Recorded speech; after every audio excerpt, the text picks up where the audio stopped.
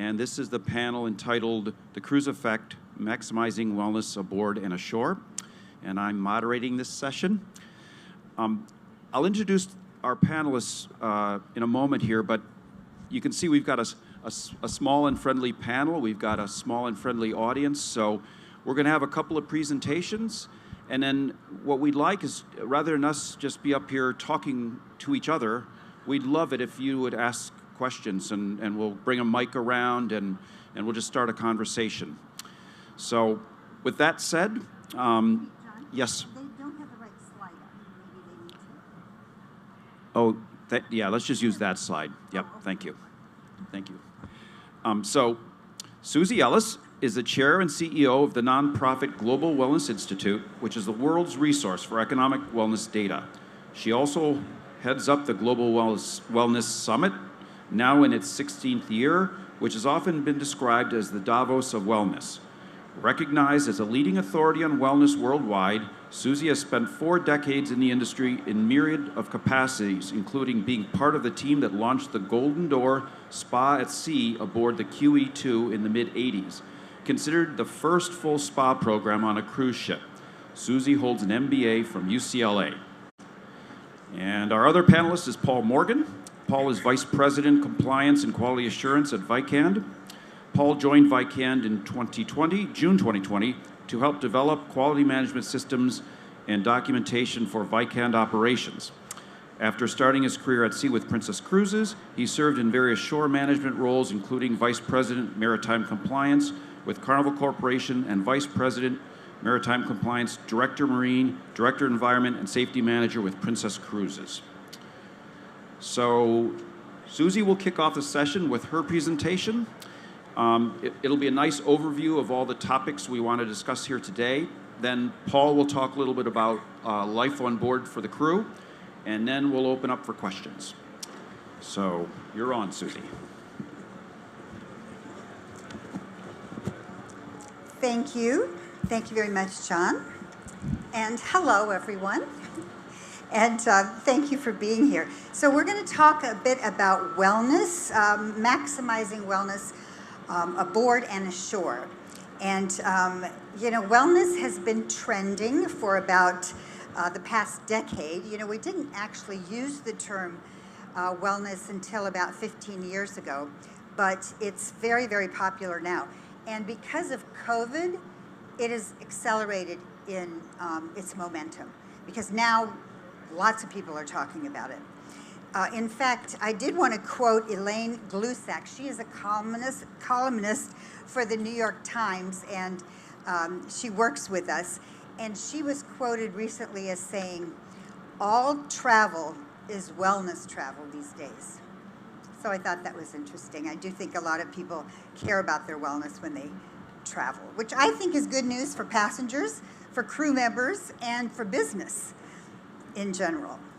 So in the next few minutes, I'm going to tell you a little bit about the trends in wellness, because I think the trends are important, and we're always a little bit ahead of the trends, so it doesn't mean that you might have this, something that's in your universe right away, but it's not a bad idea to know what's coming.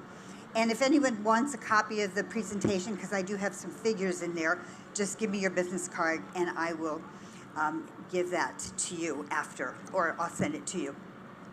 So my background is in wellness and spa for the last decades, and but my career did intersect cruising in one beautiful decade, which was in the 80s. And so my sister dug this up for me.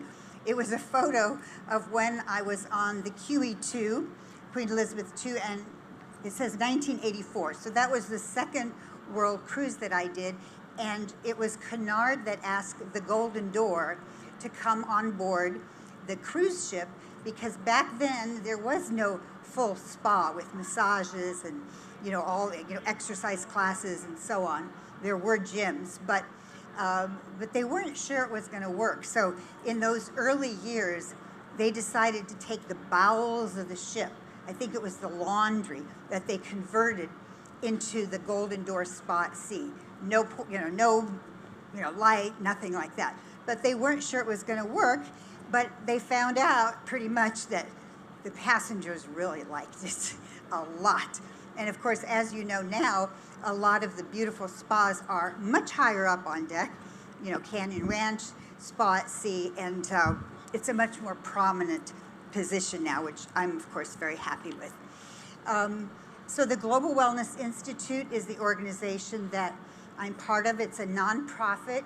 We do research, so any wellness figures out there are probably from our institute. And the research is one thing that we are known for. And just a few segments of the research ecosystem I wanted to point out. Wellness at work is very popular. Mental wellness is a research study. And then the global wellness economy by country. And then what we're really known for is the one on the very right, is the economic figures for wellness globally. So this is our most famous chart. We call it the bubble chart. And we've been doing these figures for almost 10 years.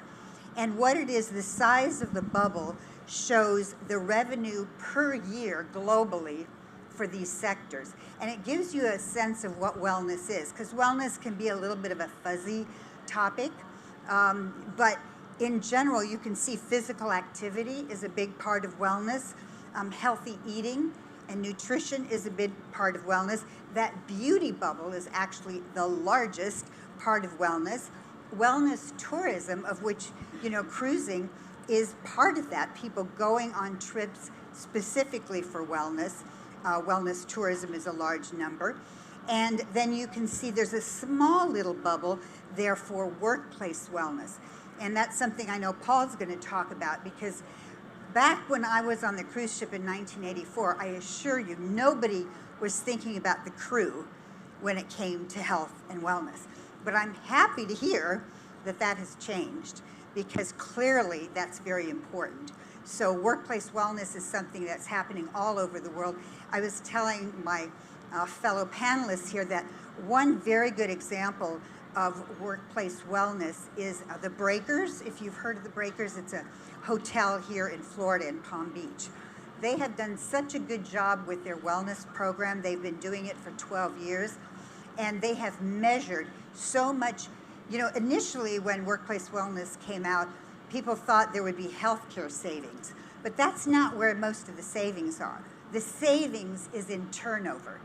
So the turnover at the Breakers is minuscule, and that has saved them a huge amount of money, let alone the fact that people feel well, they work better. You don't need as many, I mean, people can work more, they don't get sick as much, and so on. So there's some real savings for workplace wellness also. And then the top bubble there, that kind of greenish turquoise, is mental wellness. And that is the latest bubble that we added just 2 years ago. So the other entity that John mentioned is the Global Wellness Summit. And we have done 15. Our 16th is going to be this year in Tel Aviv. You know, our COVID years, you know, we had to pivot a bit. We did one in Boston last year and the other one before that in Palm Beach. But we've gone all over the world, and that has helped the momentum for wellness, which I'm very happy about. The other thing that we're known for, and this comes out of the summit, is our trends reports. We're known for predicting wellness, and a lot of people and a lot of the media look to our trend reports. So I'm going to share with you the Future Wellness 2022 trends, which just came out in February. So they're pretty new, and so you'll get a little sneak peek. Okay, and that is the Future of Wellness 2022 Global Trends. So let me start with one of the first ones, and we call it dirty wellness. You know, there's a lot of talk about clean everything, but what's really we're seeing trending is the importance of soil, and the health of soil. So we're seeing terms like regenerative agriculture. And it's really the health of the world's soil and the impact of soil exposure on human health becoming more important.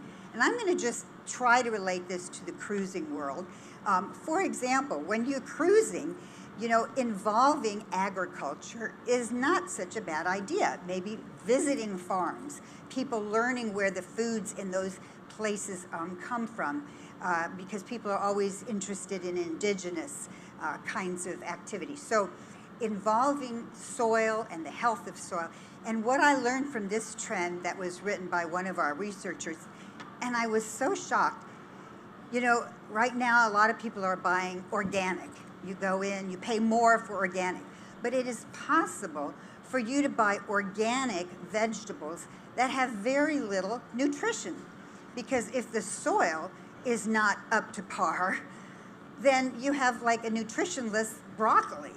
So the new standard is going to be regenerative, and they feel that that's even going to be a label. So it's not just, organic, but regenerative soil. Another trend that we pointed out, I think people know that women have an issue with, maybe being overweight or the way their body looks, but the trend that we're seeing is understanding that there's a toxic muscularity for men coming clean. In other words, all of the media, which certainly fueled a lot of the issues for women, but it's also bulging biceps and rippling abs, which have had a negative effect on male body image. So I think that's really interesting because we hardly ever talk about it, but it's being talked about more now. And so, I've asked more people, young people, males, if they've ever, we don't think about them feeling uncomfortable about their bodies, but in fact, they do. A lot of them do. And one of the reasons we see that, we see a lot of steroid use, and we see mental health issues with especially teens. And so this whole issue of muscularity is something that's trending in the wellness world, and I don't think that's a bad thing. Now here's one you'll all relate to, because it's in the news a lot, the trend from wellness tech to technological wellness. There's lots of wellness tech. There's, there's apps, there's Fitbits, there's mood rings. I just noticed John has one. There's other tech things out there. And of course, we're on our iPhones all the time. There's things that give us more information about our health. But the real focus also needs to be on monitoring our diet of technology. In other words, it's sort of like with nutrition. You can have lots of food, but if you're eating too much of it, then that becomes toxic. So the whole idea of monitoring how much we consume technology, and of course that's been in the news with kids, teens and so on. But the point being, technological wellness has a lot to do with monitoring and reducing the amount of time online. Okay, this is a fun one, and I'm hoping they hurry up before I'm ready for this. Senior living disrupted. In the past decades, senior living has been all about taking people and sort of putting them out to pasture, to these places where they might have golf or a senior living. But the model is changing so that there'll be a healthier, more well way to retire. And so the senior living arena is being disrupted. And in fact, it is now about intergenerational areas of retirement. So instead of people all moving out and all being around other people that are retired, the science shows it's much healthier to be around a mix of people, some young people, some middle-aged people, as well as perhaps older people. So now there's new models coming out where there is a mix of generations for retirement. And bringing this into the cruise world, I know, first of all, there's a lot of older people that cruise. I don't know what the average age is nowadays. You might know that, and I guess it depends on the cruise ship. But clearly a lot of older people cruise. But now there's also, residences at sea, and in fact, I was made aware of a company called Elysium, I guess, that's going to be doing a retirement community at sea, so people can retire. And John was saying, and maybe you can fill us in, that some people are even thinking or doing just cruising as a way of retiring, just continuing being on a cruise ship, which I think is actually not a bad idea. Just keep going around the world and making it retirement. But the health of being in a place where there's lots of young people or lots of a variety of people, even if there's mostly older people in some cases. So anyway, senior living disrupted, and I have a feeling that's going to affect the cruise world in a positive way. This other trend, wellness travel seekers welcome, and this is about post-pandemic. Travelers are ready, and the things that we found in our research they want adventure and engagement, and in general they all want nature. And of course, how great if you're on a cruise, at least you have the ocean around or wherever you're cruising. But also people like to get off the ships and then go and have nature experiences. And I would say that would be for the crew as well, lots and lots of nature. Another trend is urban bathhouses and wellness playgrounds. And Europe has the history of thermal and mineral springs for health and wellness. And now this is being carried forward. So is China and Japan, by the way. But this is carried forward now in a way that they've been able to monetize and do huge places that have become like wellness playgrounds where people can go and enjoy water kinds of things. And some of them are thermal, not all of them, but some of them are. And they might have 1,000 people a day go there, but it's a fun and healthy experience, people being outdoors, but they're not all outdoors. But we're seeing a trend, and you'll see, in the news, more and more of these are opening. I guess you have things on cruise ships that are thermal oriented, and maybe those will get bigger and bigger, and there'll be more. You've got water slides and all of that, but there's an appetite for that. Another trend we call next Gen Naturalism. And this is really a return to self-reliance, kind of the survival thing. And honestly, when I look at what's happening, with the war in the Ukraine, there is this sense, and with COVID too, that people are feeling like they need to be able to take care of themselves no matter what happens, no matter what horrible things happen in the world. There is a certain desire to be able to survive. So there's the survival piece that is influencing what people are looking for. And that has to do with plants, it has to do with agriculture, it has to do with cooking, your own food, exercising on your own, just being able to be mentally healthy, resilient. Now here's another trend. Health and wellness coaching gets certified. Actually, the health and wellness coaching trend has been around for a while, and you might know people who are doing that. But what's different now is that there's certifications. Mayo Clinic is doing this in particular. And so these are people certified to help you with the biggest problem for health and wellness, and that is compliance and adherence and behavior change. I mean, we kind of know we should not be eating this and we should be exercising, but are we motivated to do that? And that's kind of a key that's now being unlocked more and more, and health coaches are part of that. Dr. Ken Pelletier, has written many, many books on prevention, I asked him once, because he's spoken at our summits, what's working out there? I mean, there's so much information about diet. There's so many places you can go, resorts and so on, but what is really working? And he told me, this was 5 years ago, he said, coaching. Coaching has success when there's really good coaching.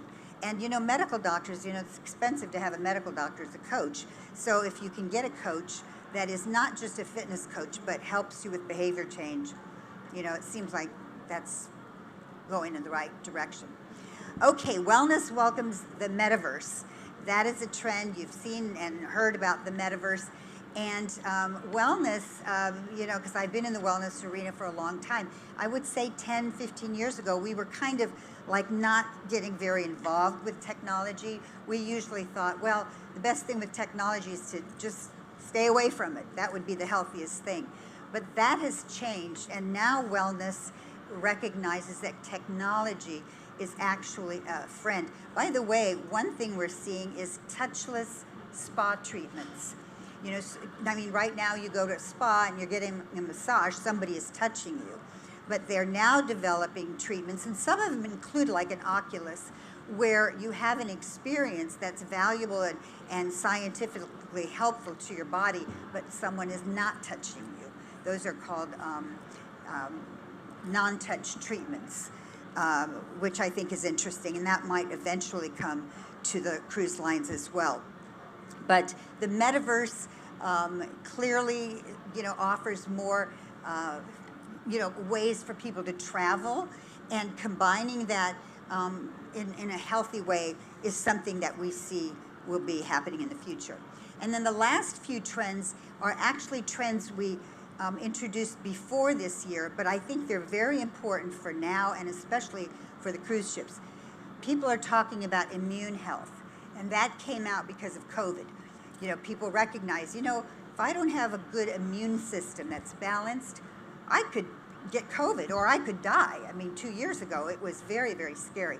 But what that has done is it has gotten people's attention that they should care about their immune system and do something about it. So immune health, so anything you do on board a ship that has to do with balancing the immune system or giving some emphasis to that is very valuable. And immune systems, you know, also sleep and, you know, what you eat, exercise, air quality, breathing. So that's one trend that I would say certainly continues. Breath, the whole breath world is becoming more than just, oh, you know, make sure you do deep breathing. There's ways to do breathing patterns, yoga, and breath work. It's really called breath work. And there's a lot of science now. There's a study out of Stanford that showed that breath work is actually more helpful. I think, what did they, I think they did it in compared to meditation, that breath work regularly done gave better results physiologically than meditation. That was out of Stanford. So watch that space on breath work. Adding color to wellness. The whole wellness arena, spas, has been very white-oriented. We have not done a good job in welcoming, you know, others. So adding color to wellness is something that we really need to go from optics to substance. So we're making an effort and calling that out. And then this one, which I think really relates to, and I know John's going to talk about it, is circadian health. That the health of the circadian rhythms in our minds and our bodies. In fact, what's happening is there's a move from sleep. You know, people always talk about it, sleep is important, and it is important. But healthy sleep, a lot of that has to do with circadian health. And I want to give you an app that if you don't know about it, you should write it down and go to their website. It's called Time Shifter, because you're all into the you know, travel arena. And this is the future. It's called Time Shifter. And what this app does is, has anybody heard of it? Time Shifter? Not yet. So you want to know about it because you will know about it eventually. You can now travel without jet lag. Now, I know that has mostly to do with airplanes, not necessarily cruise ships. However, what they've done, and they worked with NASA, because NASA does a lot with circadian rhythm with the astronauts, they're able to figure out how you can travel and not have jet lag. And, you know, we gave all of the people, when we did our Singapore summit, we gave them the app. And I've used it many times, and it absolutely does work.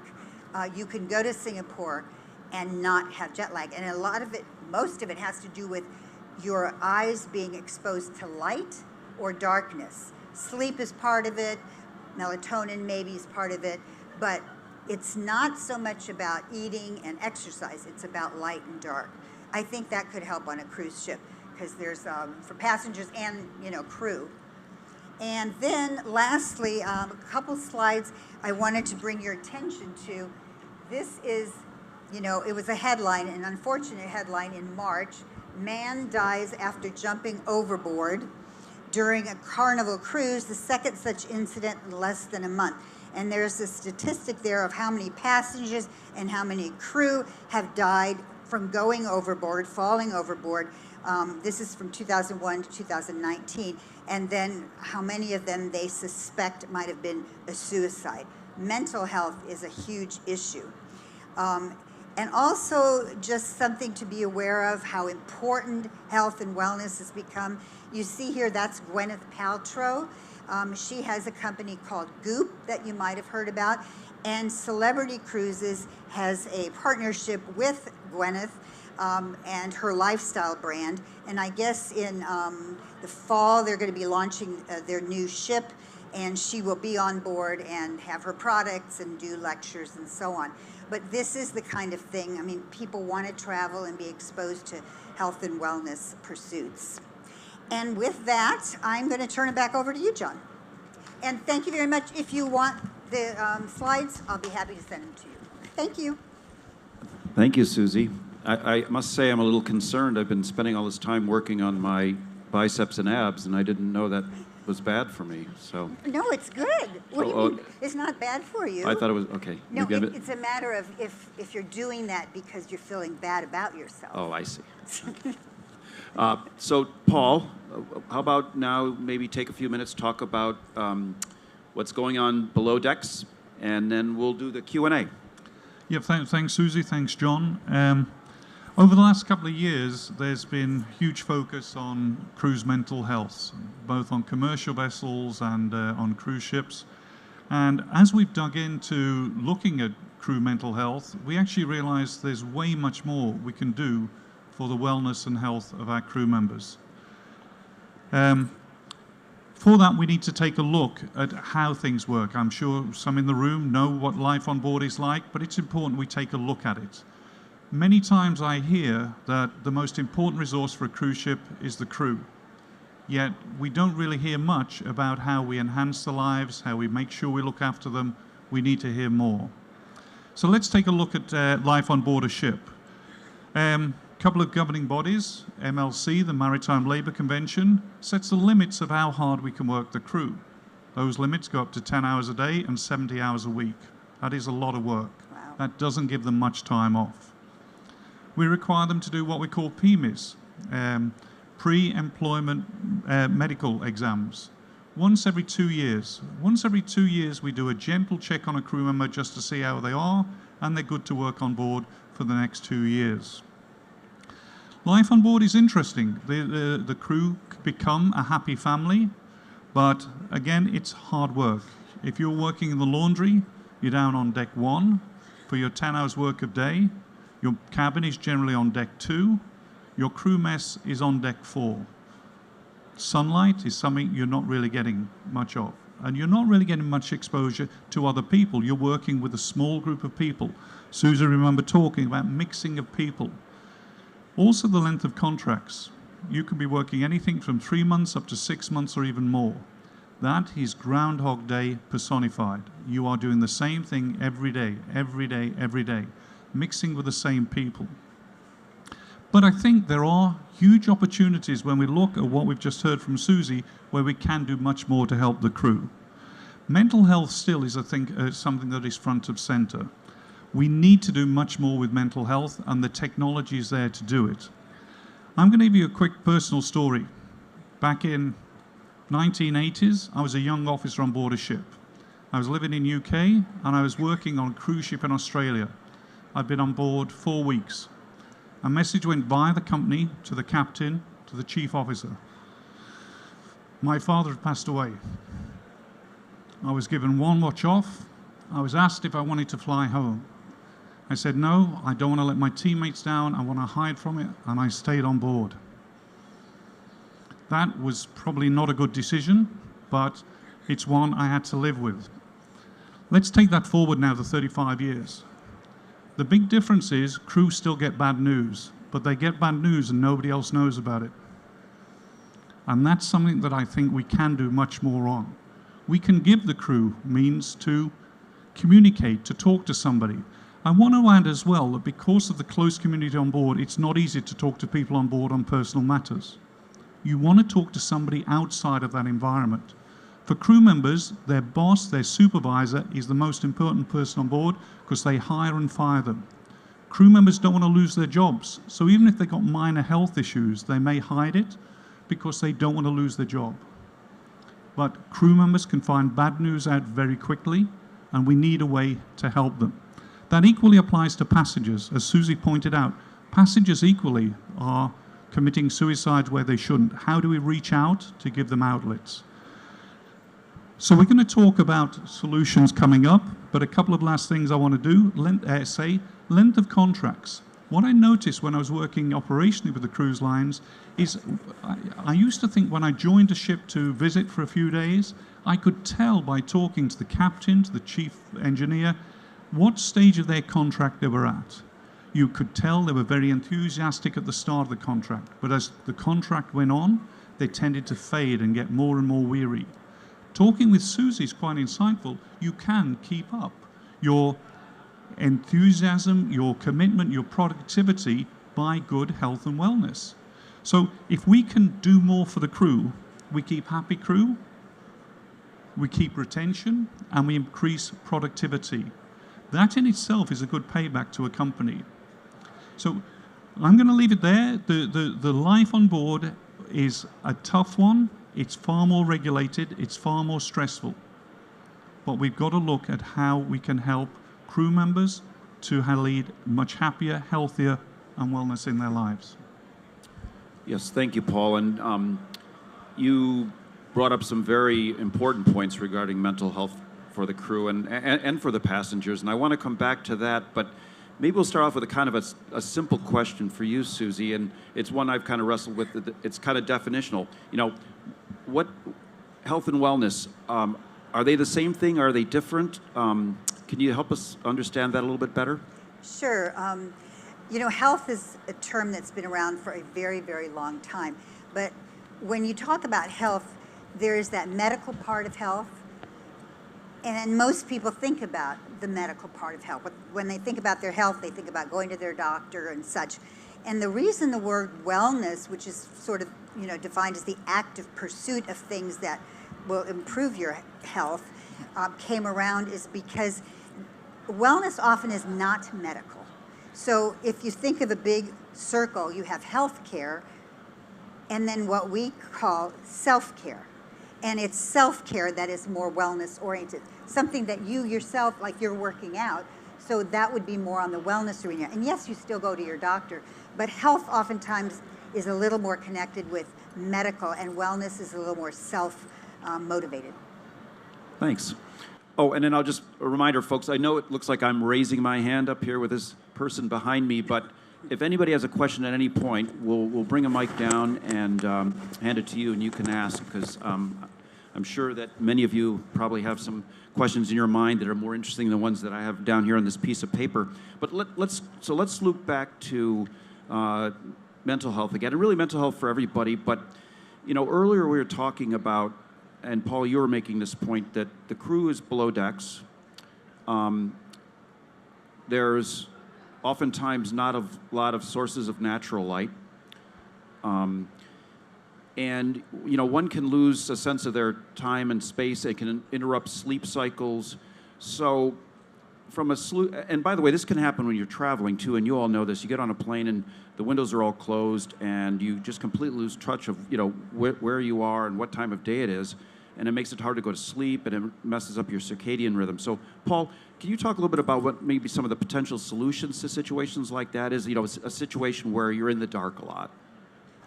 So I think, and this has come from talking with Susie over the last few days. Susie mentioned coaching. We do a lot of training on board, safety training, every week, safety training. Why don't we do more wellness training and coaching? Because the solutions are there, the apps are there.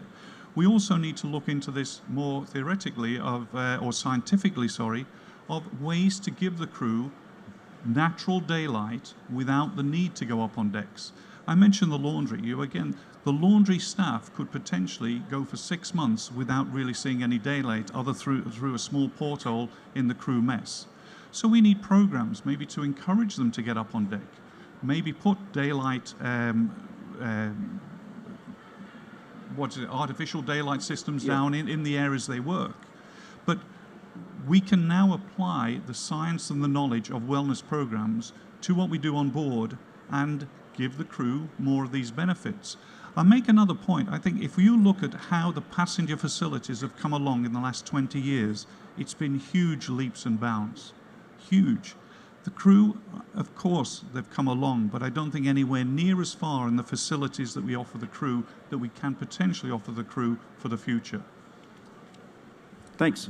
We talked about food. Yeah, do you want to talk about food now? Yeah, well, I think, when you were mentioning about, food is another thing that has come along very much with passengers, more places that they can eat different kinds of food, maybe fresher foods, maybe healthier foods, salad buffets or whatever. And I don't know what's happened with the crew, but my guess is not so much, attention to the freshness of food and such. Yeah, well, maybe let's talk about we talked earlier about food preparation. So you mentioned in your part of the presentation, it matters what the soil that you grow the food in. Yeah. So an asparagus is not an asparagus, and just because it's got an organic label doesn't mean it's necessarily healthier either.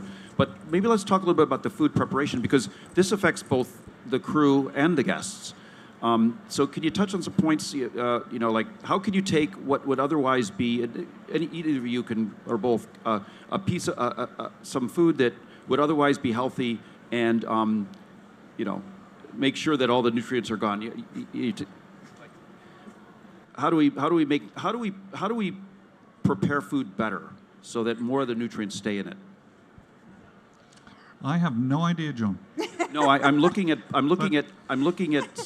Susie too, Paul. Well, what I know is that chefs now are really tasked with answering that question, because consumers, that's what they want. They want healthy food, whether it's on a ship or anywhere else. And so now there are a lot of chefs. Back when I was on the cruise ships in the 80s, the idea of spa cuisine or healthy cuisine, nobody was thinking about that. It had to all be just, tasty and whatever. But now, the consumer wants, they're asking for it. So there's a lot of chefs, and there's a lot of training now, even in chef education, on exactly how, not overcooking things, and, the right soil and the right ingredients and the right combinations, and the different kinds of diets. Meatless is certainly a trend. So there's a lot of interesting information out there. It's not for a lack of information. So this is people eating more raw foods or foods that aren't cooked. There was a certain threshold temperature where you lose some of the micronutrients at 120, 130 degrees. You begin to lose that those healthy aspects of the food. So. Yeah, and what's interesting about food is that it's so cultural. You can go around the world and learn. I don't know if you know about blue zones. Have you heard about blue zones? Blue zones are the places where Dan Buettner did the research, where there are more centenarians than anywhere else, where people live to be over 100. And so he did an analysis. There's like 8 blue zones, or I think there's 7. And what are they eating? Are they exercising? Why are they living to 100? And food was a big issue. And most of them, they all ate different things, because some were in Italy and some were in India or China, different places. There are different parts of the world. But they ate mostly plant-based, but not totally plant-based, mostly plant-based. They did have some alcohol. But they didn't overeat. And so there's a lot of different ways to eat, but there's a lot of science that shows what's healthy. So when you're cruising, taking advantage of what's local, or, there's a lot of ways that could be made very, very interesting and good for both crew and passengers. So, folks, I'm noticing we're getting within 5 minutes of the end of the session, so I want to look out and see if anybody out there has a question. And what I'm going to do is kind of work my way down there myself, because I have nobody to run the mic. So, Morgan, did you? Okay. Great, thanks very much. Coming out of the pandemic, what lessons, looking forward now for wellness, both for the passengers and the crew, are there any takeaways, improvements that we made thinking about the next iteration? Well, the good thing is the one positive, a silver lining with the pandemic, is that people are paying more attention to wellness for themselves and for others. Cleanliness clearly is a big thing, and I'm sure you've talked about that in the cruise world. More space, air quality, like for massages, that's become a big issue. More space for people, and really being outdoors. That's what we have found is like universal. People want to be outdoors because with the pandemic, being pent up, being inside, there's this. It's really a pent up demand, and I think you're seeing it in the cruise world. But when things started opening up, resorts and places for wellness got really busy. So people really want, and I would say that is something to add to your thoughts on what you're doing on board for both crew and passengers. They want to do healthy things. They want to learn, they want to be educated, they want to participate, and they want to be outside.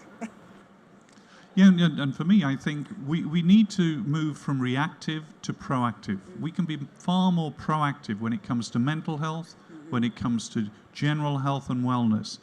I like the comparison to fire. If we have a fire on board, we want to put it out while it's small. We don't wait till the fire's big. That's exactly the same with mental health. That's exactly the same with wellness. If we can find ways to being more proactive with the crew, to reach out to them, to offer them avenues where they can call somebody if they've got things they're worried about. I don't know about the people in the room. I don't like going to a doctor, but I've got Telehealth now. I can just call up and say, you know what, I'm getting this headache. Is it anything I should worry about? We can take a lot of the issues off the table there, because if we let it build, whether it's mental or health, it gets to a point where, one, it's costing us more money, and also we're endangering the lives of crew members. Listening to some of the presentations over the show over the last few days, there's another point I want to mention. We do so much preventative maintenance all over the ship. Preventative maintenance.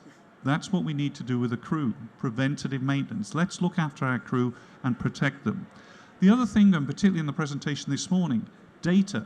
The presentation, Morgan, you're at, they are collecting millions of data points every day on a cruise ship. We're not collecting any data with the crew. Let's monitor the crew. Let's track the crew. Let's try and make them part of our resource to use to run the ship efficiently. But again, from the couple of weeks of preparing for this, I'm realizing more and more we can do with crew member health and wellness. We should be doing it. Anybody else have a question? I'll throw one. So, Paul, you mentioned bringing technology in, and I think, before we were specifically talking, you mentioned telehealth. Do you see a future where, the crew member gets some bad news, or a passenger for that matter, one of our guests gets some bad news. They need to talk to somebody.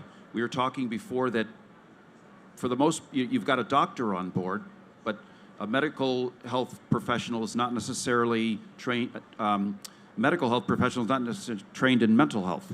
So do you see a point in the future where somebody's having a hard time and they need to talk to a professional? Could they get an iPad and dial somebody up and have that conversation? I think that's exactly it, John. With the technology we've got now, with the low bandwidth connections, if I was a crew member on board a ship, I don't want to talk to somebody on board. I don't want to talk with a doctor who knows my boss, who has dinner with everybody every day. It's a close community. If I've got personal issues, I want to talk with somebody independently. So I think you're exactly right. How do we give crew members and passengers a means to where they can scan a barcode and get in contact with somebody to talk through the problems? Talking through a problem is half the problem's gone away in most cases, I think we'll find. So we need to be more proactive. Another thing I was thinking of, here we're looking for innovation solutions to how we can help this. But personally, I think the most critical part for a crew member, other than getting bad news on board a ship, is 4 weeks after being on board. We should be doing a check. A 2-yearly PME is not enough to know that our crew member is healthy. They join a ship. Why can't we proactively just check in with a crew member? How's it going? Is there any issues you've got? Because there we're going to know, is that crew member going to be good for the contract, or is there some indications that they're going to struggle? But again, to me, proactive, preventative, we can do more with the crew members and particularly more coaching. Thank you, Paul. Unfortunately, I'm seeing that our time is just about up. Is there any other point you'd like to make, Susie, before we finish up? Or you? I just see a lot of opportunity in the future. I'm excited about what's happening. There's a lot of momentum, and it is global. We hear, we're getting calls from countries who want to showcase their wellness practices. So we're actually adding on our website a section called the Geography of Wellness, because we like to promote indigenous kinds of things. What's really happening? What's wellness in India compared to what's wellness in, Canada or in Mexico? Because that's so interesting, and that's with cruising too. People want to find out what's happening locally. So I would just say that there's a lot of opportunity. Great. And I think, sorry, Paul? Yeah, I mean, I'd like to come back to the point that the most important resource for a cruise ship is the crew. So we need to look after that resource. And also that we need to keep it moving now, but at North Shipping last month was launched the Seafarer Human Sustainability Declaration, which already some insurance companies, a class society have signed up to. And we need to keep this momentum because together as an industry, we really can improve the lives of crew members, and it benefits all. Very good point. So this has been a fun panel. Paul, Susie, thank you so much for being a part of it. And thank you all for coming. This is a tough time slot right after lunch, and we appreciate you coming. And thank you for your question, Morgan.